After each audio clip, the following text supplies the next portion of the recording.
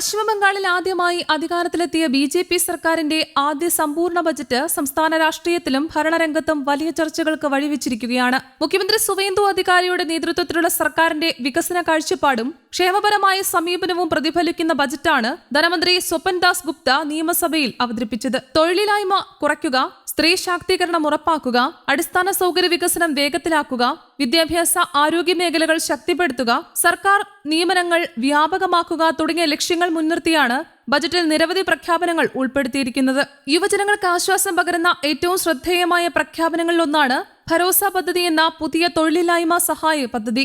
സംസ്ഥാനത്തെ 21 മുതൽ 45 വയസ്സ് വരെ പ്രായമുള്ള തൊഴിൽ രഹിതരായ യുവാക്കൾക്ക് സാമ്പത്തിക സുരക്ഷ ഉറപ്പാക്കുക എന്ന ലക്ഷ്യത്തോടെയാണ് പദ്ധതി രൂപകൽപ്പന ചെയ്തിരിക്കുന്നത്. ബിരുദ യോഗ്യതയുള്ള തൊഴിലില്ലാത്തവർക്ക് പ്രതിമാസം 3000 രൂപയും ബിരുദമില്ലാത്ത തൊഴിലന്വേഷകർക്ക് പ്രതിമാസം 2000 രൂപയും ധനസഹായമായി നൽകുമെന്ന് സർക്കാർ അറിയിച്ചു. തൊഴിൽ ലഭിക്കുന്നതുവരെ യുവാക്കൾക്ക് ഒരു അടിസ്ഥാന വരുമാനം ഉറപ്പാക്കുക എന്നതാണ് പദ്ധതിയുടെ പ്രധാന ലക്ഷ്യമെന്ന് സർക്കാർ വിശദീകരിച്ചു. സ്ത്രീകളെ കേന്ദ്രീകരിച്ചുള്ള ക്ഷേമ പദ്ധതികൾക്കും ബജറ്റിൽ വലിയ പ്രാധാന്യം നൽകിയിട്ടുണ്ട്. സംസ്ഥാന സർക്കാർ നിയന്ത്രിക്കുന്ന ബസ്സുകളിൽ സ്ത്രീകൾക്ക് സൗജന്യയാത്ര ഉറപ്പാക്കുന്നതിനായി 550 കോടി രൂപ പ്രത്യേകമായി വകയിരുത്തി. ഇതിലൂടെ ലക്ഷക്കണക്കിന് സ്ത്രീകൾക്ക് യാത്രാ ചെലവിൽ ഗണ്യമായ കുറവ് വരുത്താനും തൊഴിൽ, വിദ്യാഭ്യാസം, ആരോഗ്യ ആവശ്യങ്ങൾ എന്നിവയ്ക്കായി കൂടുതൽ സ്വാതന്ത്ര്യത്തോടെ യാത്ര ചെയ്യാനും കഴിയുമെന്നാണ് സർക്കാർ വിലയിരുത്തുന്നത്. സ്ത്രീകളുടെ സാമ്പത്തിക സുരക്ഷയും സാമൂഹിക പുരോഗതിയും ലക്ഷ്യമിട്ട് നടപ്പാക്കുന്ന അന്നപൂർണ പദ്ധതി സാമ്പത്തിക സഹായ പദ്ധതിക്കായി 36,000 കോടി രൂപയുടെ വൻ തുകയാണ്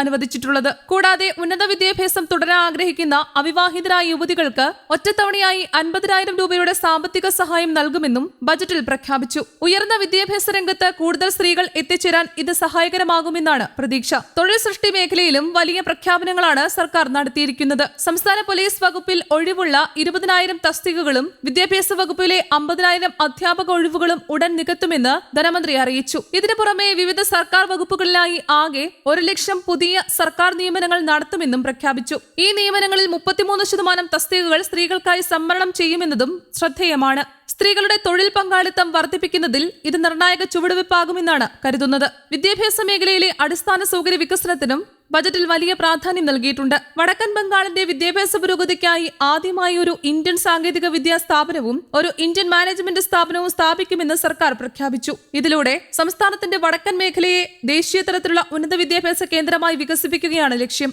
ഗതാഗത വ്യോമയാന മേഖലകളിലും നിരവധി പദ്ധതികൾ പ്രഖ്യാപിച്ചു. കൊൽക്കത്ത വിമാനത്താവളത്തിലെ വർദ്ധിച്ചുവരുന്ന യാത്രക്കാരുടെ തിരക്ക് കുറയ്ക്കുന്നതായി കല്യാണി മേഖലയിൽ 1000 മുതൽ 1500 ഏക്കർ വരെ ഭൂമി കണ്ടെത്തി പുതിയ ഹരിതഭൂമി വിമാനത്താവളം നിർമ്മിക്കുമെന്ന് സർക്കാർ അറിയിച്ചു.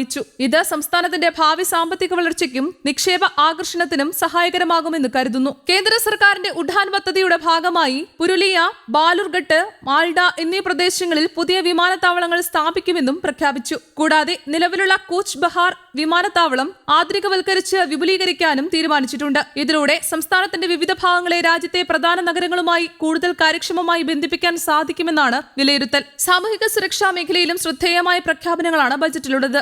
മാധ്യമരംഗത്ത് വർഷങ്ങളോളം പ്രവർത്തിച്ച ശേഷം വിരമിച്ച മാധ്യമപ്രവർത്തകർക്ക് പ്രതിമാസം 5000 രൂപ പെൻഷൻ അനുവദിക്കുമെന്ന് ധനമന്ത്രി അറിയിച്ചു. സംസ്ഥാന സർക്കാർ ജീവനക്കാർക്ക് ആശ്വാസമാകുന്ന വിധത്തിൽ ക്ഷാമബത്ത 20% വർദ്ധിപ്പിക്കുമെന്നും പ്രഖ്യാപിച്ചു. പുതുക്കിയ നിരക്ക് ഈ വർഷം ഒക്ടോബർ മുതൽ പ്രാബല്യത്തിൽ വരും. തൊഴിലവസര സൃഷ്ടി, സ്ത്രീ ശാക്തീകരണം, വിദ്യാഭ്യാസ വികസനം, സാമൂഹിക ക്ഷേമം, അടിസ്ഥാന സൗകര്യ വികസനം എന്നിവയ്ക്ക് തുല്യ പ്രാധാന്യം നൽകുന്ന ബജറ്റാണ് ബി.ജെ.പി. സർക്കാർ അവതരിപ്പിച്ചിരിക്കുന്നത്. ആദ്യമായി സംസ്ഥാന ഭരണം ഏറ്റെടുത്ത സർക്കാർ എന്ന നിലയിൽ ജനങ്ങളുടെ പ്രതീക്ഷകൾ നിറവേറ്റുന്നതിനും ദീർഘകാല വികസനത്തിനും വഴിയൊരുക്കുന്ന നിരവധി പ്രഖ്യാപനങ്ങളാണ് ഈ ബജറ്റിന്റെ മുഖമുദ്ര. News desk, Kerala Kaumudi.